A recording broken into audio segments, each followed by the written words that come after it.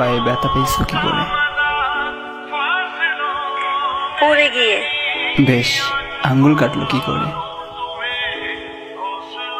সবজি কাটতে গিয়ে। বাহ, মন থাকে কই? আপনার কাছে। মাইর খাবো। সব দোষ আপনার। সারাদিন তো আপনি আমার মনে ঘুরপাক খান, আমার কি দোষ? আচ্ছা, তাই না? গলা ব্যথা, ঠান্ডা লাগলো কি করে শুনি? একটু ঠান্ডা লেগেছিল কাল। এই শোনো, সাথে নেই আমি তোমার, একটু নিজের খেয়ালটা তো রাখো প্লিজ।